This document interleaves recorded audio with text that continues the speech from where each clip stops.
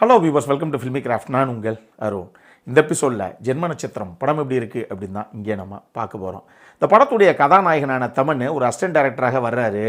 இவர் எப்படியாவது டைரக்டர் ஆயிடணும் அப்படின்னு சொல்லி ப்ரொடியூசரை பார்த்து கதையை சொல்ல போக, இவர் சொன்ன கதையை இவர் சொன்ன பட்ஜெட்டில் எடுக்கிறதுக்கு எந்த ப்ரொடியூசரும் தயாராக இல்லை. கழுது அந்த படத்தை நம்மளே எடுத்துருவோம் அப்படின்னா இவர்கிட்ட 10 பைசா கூட காசு இல்லை. இவருடைய மனைவியான படத்துடைய கதாநாயகி இப்போ ப்ரெக்னெண்ட்டாக இருக்கிறாங்க. இது ஒரு பக்கம். ஒரு அரசியல்வாதிக்கு ரைட் ஹேண்டாக கிட்டத்தட்ட ஒரு 15 வருஷமாக இருக்கக்கூடிய காளி வெங்கட்டை நம்பி அந்த அரசியல்வாதி எலெக்ஷன் வரப்போது மக்களுக்கு ரகசியமாக பணத்தை பட்டுவாடா பண்ணிரு அப்படின்னு சொல்லி பல கோடி ரூபாய் காசை கொடுக்க, தன்னுடைய மகளுடைய ஆப்ரேஷனுக்கு 40 லட்ச ரூபா தேவைன்னு சொல்லி அந்த காசுலேயே 40 லட்ச ரூபாயை நம்ம காளி வெங்கட்டு கையை வைக்க, அந்த அரசியல்வாதியுடைய ஆளுகளையே இது தெரிஞ்சுக்கிட்டு கடைசியாக காளி வெங்கட்டை வெட்டி வீசிடுறாங்க. இப்போ குத்துயிரும் கொலையுருமா நேர நம்ம கதாநாயகி இருக்கிற வீட்டு முன்னாடி வந்து விழுகிற காளி வெங்கட்டு, நான் ஒரு பாலடைஞ்ச பில்டிங்கில் 57 கோடி ரூபாயை மறைச்சி வச்சுருக்கேன், நான் அது எங்கேன்னு உங்களுக்கு சொல்கிறேன், நீங்கள் தயவு செஞ்சு அங்கே போய் தேடி கண்டுபிடிச்சி அதை எடுத்து எப்படியாவது அதிலேருந்து ஒரு 40 லட்ச ரூபாயை முதல்ல நாளைக்கு என் பொண்ணுடைய ஆப்ரேஷன் இருக்குது, அதை ஹாஸ்பிட்டலுக்கு கட்டி என் பொண்ணுடைய உயிரை காப்பாற்றுங்க, மீதி மொத்த பணத்தையும் நீங்களே வச்சுக்கோங்க அப்படின்னு சொல்லிட்டு செத்து போயிடுறாரு. இப்போ ரைட்டு 1 கோடியா 2 கோடியா 57 கோடி சாதாரண பணமா? பணத்துக்கு பணமாச்சு, ஒரு பச்சைப்பள்ளியுடைய உயிரை காப்பாற்றின மாதிரி ஆகிப்போச்சு, வாங்க அப்படின்னு சொல்லி ஹீரோ அண்ட் கோ எல்லாரும் சேர்ந்து கடைசியாக களத்தில் இறங்க போக, இதுக்கப்புறம் என்னதான் நடந்தது? இதுதான் இந்த படத்துடைய மொத்த கதையை.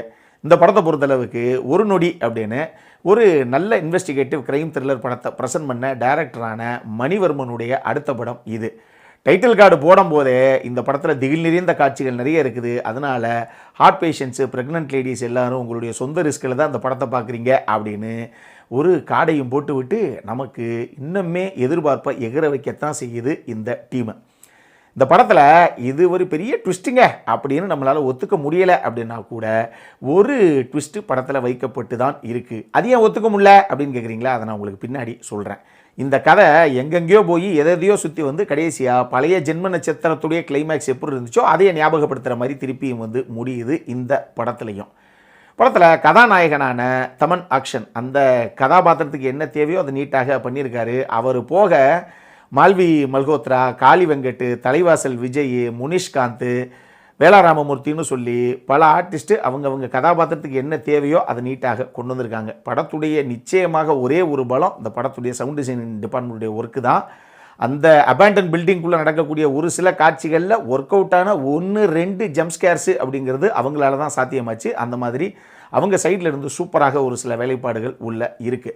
சரி, இதெல்லாம் ஒரு பக்கம் இருக்கட்டும். இந்த படத்தில் என்ன சார் பிரச்சனை அப்படின்னு கேட்டிங்கன்னா, அந்த படத்துடைய ஃபஸ்ட் ஆக்டை முடிஞ்சிட்டு செகண்ட் ஆக்ட்லேயே இவங்க அந்த பில்டிங்குள்ளே போயிடுறாங்க.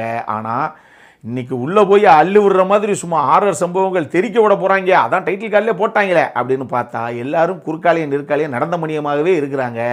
படத்தில் முனிஷ்காந்த் ஒரு கேரக்டரை வந்து அவர் ஒரு டைலாக் ஒன்று சொல்லுவார், ஏண்டா இவங்க ரெண்டுமே வந்துட்டுமே, இவங்க என்னடா எதையும் போய் பணத்தை தேடின மாதிரியே தெரியல, குறுக்காலையும் நெருக்காலையும் நடந்துக்கிட்டே இருக்காங்க, தப்பாக வந்துட்டோமோ அப்படிம்பாரு ஒரு வசனத்தில்.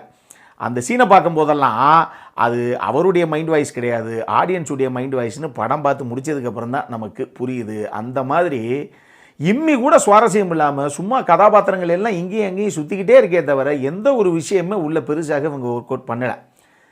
பேய் உள்ளே வரும் அப்படின்னு பார்த்தா நாய் தான் வருது, நாயை வச்சு 4 சீனுக்கு உள்ளே ஓடி பிடிச்சி விளாண்டுக்கிட்டு இருக்காங்க. அந்த மாதிரியும் ஒரு சில காட்சி அமைப்புகள் படத்துக்குள்ளே இருக்குது. பொதுவாகவே இந்த மாதிரி ஒரு குறிப்பிட்ட 5-6 கதாபாத்திரங்கள் ஒரு அபேண்டன் பில்டிங்குள்ளே போய் என்ன பண்ணுது அப்படிங்கிற மாதிரி ஒரு கதைக்களத்தை நீங்கள் செட் அவுட் பண்ணிங்கன்னாவே found footage horror thriller format தான் இந்த மாதிரி கதைக்களங்களுக்கு பெருசாக கை கொடுக்கும். உதாரணத்துக்கு சவுத் கொரியன் படமான காஞ்சியம் ஹாண்டட் அசைலம் படமாக இருக்கட்டும், கிரேவ் என்கவுண்டர்ஸ் படமாக இருக்கட்டும், நிறைய படங்கள் இருக்குன்னு வச்சுக்கோங்களேன். இது எல்லாமே அது அந்த ஃபவுண்ட் ஃபுட்டேஜ் ஃபார்மெட்டில் வந்ததுனால தான் அந்த திகில் அந்த அளவுக்கு நமக்கு கொடுத்துச்சு. இவங்க அப்படி நல்ல ஒரு ஸ்கோப் இந்த கதைக்களத்தை இருந்தும் இதை ஃபவுண்ட் ஃபுட்டேஜாக போகாமல் நார்மலாக போய் நமக்கு பெருசாக எந்த ஒரு சுவாரஸ்யத்தையோ இல்லை ஒரு பயத்தையோ பெருசாக கொடுக்க முடியாமல் போயிடுச்சோ அப்படிங்கிற மாதிரியே எனக்கு ஒரு ஃபீலு. முனிஷ்காந்த் வேற இந்த படத்தில் ஒரு கதாபாத்திரத்தில் வர்றாரு, ஒரு சில விஷயங்களை காமெடியாக அங்கங்கே பேசுகிறாப்புல.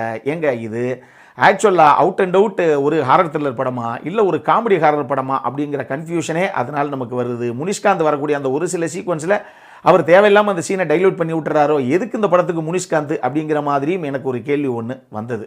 மொத்தமாக இந்த படம் எப்படி இருக்குது அப்படின்னா, ஒரு நல்ல ஹாரர் த்ரில்லர் படத்தை கொடுக்கறதுக்கு தேவையான எல்லா ஸ்கோப்பும் இந்த கதைக்களத்தில் இருந்தும் இந்த டீம் பெருசாக கோட்டை விட்டுருச்சோ அப்படிங்கிற மாதிரி தான் எனக்கு ஒரு ஃபீலு. நம்மளை பொறுத்தளவுக்கு ரொம்பவே ஒரு ஆவரேஜான வாட்ச் தான் இந்த ஜென்ம நட்சத்திரம். அடல்காரண்டை பொறுத்தளவுக்கு இந்த ஜம்ஸ்கேர்ஸு அப்படின்னு இவங்க சொல்கிறாங்க இல்லையா, அதில் அந்த 1-2 சீன் இருக்குது இல்லையா, அதை வச்சு தான் அந்த படம் UA16+ வந்து சேர்ந்துருக்கு போல் தெரியுது.